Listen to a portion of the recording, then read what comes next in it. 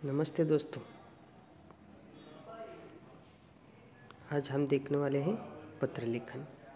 पत्र लेखन आधुनिक युग की अपरिहार्य आवश्यकता है। पत्र एक और सामाजिक व्यवहार के अपरिहार्य अंग है तो दूसरी ओर उनकी व्यापारिक आवश्यकता भी रहती है। पत्र लेखन एक कला है जो लेखक के अपने व्यक्तिमत्व, दृष्टिकोण एवं मानसिकता का परिचय लोगों को करा सकता है। लेखन एक ऐसा है कि वैयक्तिक पत्राचार में जहाँ लेखक व्यक्तिमत्व प्रमुख रहता है, वही व्यापारिक और सरकारी पत्रों में वह विशेष तक ही सीमित रहता है।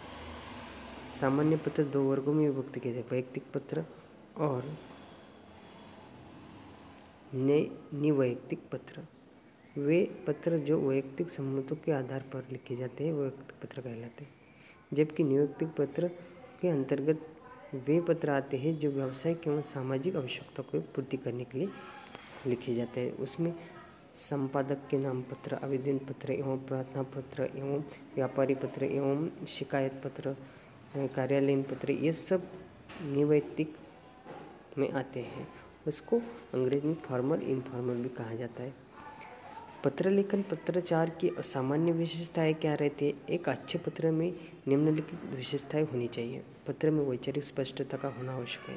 उनमें शब्द जाल, पांडित्य अथवा गोपनीयता का सहारा नहीं लेना चाहिए।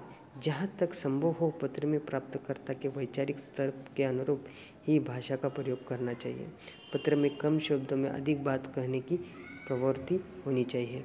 विचारों की अभिव्यक्ति में क्रमबद्धता का होना भी आवश्यक है। पत्र को प्रभावपूर्ण बनाने के लिए आवश्यक है कि उसमें विनम्रता, सहजता, शिष्टता एवं सरलता हो। पत्र को यथासंभव सरल और बोधगम्य रखना चाहिए। पत्र में पुनरावृत्ति से बचना चाहिए।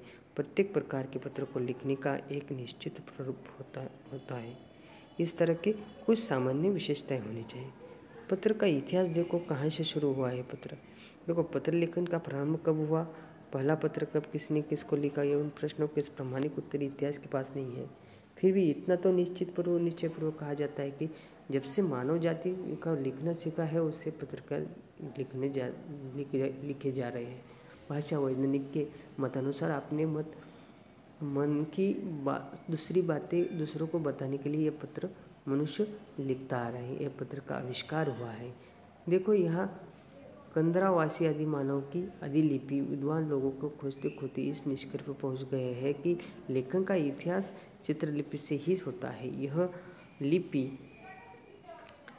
यह लिपि क्या बोलते हैं, केवल चित्रकला की जन्मदात्री नहीं है, वरन लेखन के इतिहास का भी एक प्राचीनतम प्रमाण है। लेखन के इतिहास में सूत्रलिपि, प्रतीकात्मक लिपि, भावमूलक लिपि, ध्वनिमूलक लिपि, इसका भी उसमें अंतर्भाव किया जाता है।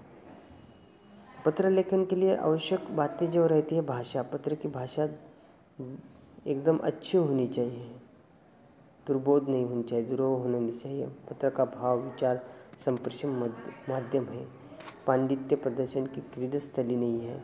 इसलिए पत्र में सरल और सुबोध भाषा को प्रयोग करना चाहिए। शब्द संयोजन से लेकर वाक्य विन्यास तक में किस प्रकार का जटिलता न होना, भाषा में सरलता और सुबोधता होना चाहिए। इस तरह के वहाँ पे क्या होना चाहिए, पत्र में